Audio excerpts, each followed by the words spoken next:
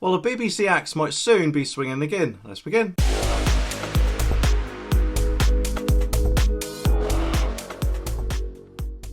Now, we've all had our favourite sitcoms over the years, haven't we? I mean, whether it's Only Fools and Horses, Bottom, Blackadder, or even Fawlty Towers, you've got to admit that they do have some really great actors and actresses, but nowadays it often seems that the BBC often forgets that and appears to cast people not on their acting abilities, no, but instead on if they tick a box or not, and often cast aside other actors who admittedly might be older, but I'm sure could still do a decent job. I mean, I myself would love to see John Cleese do another episode of Fawlty Towers, and yes, admittedly, I know that will probably never happen.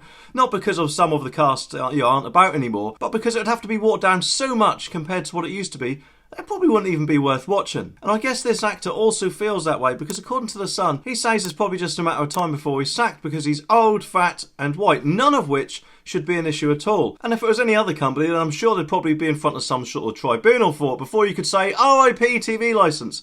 But then again, I have heard actors are mainly self-employed, so I guess it'd probably depend on the contract he has with the BBC. The article also says that speaking at the BFI and Radio Times Television Festival at the weekend, Stephen said, "I'm not as old as the BBC, but I'm getting there. You know, I wouldn't be surprised if I was shown the red card. I just can't imagine myself stopping because I enjoy it too much.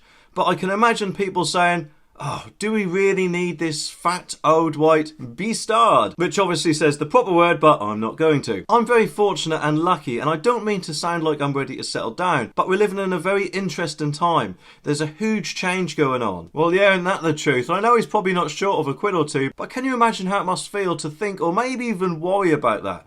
It can't be very nice, can it? But hopefully the BBC will soon be going through changes of its own that it doesn't like. Funding ones, that is. Anyways, if you kept up to date, make sure you click that subscribe button down there so you don't miss my next video.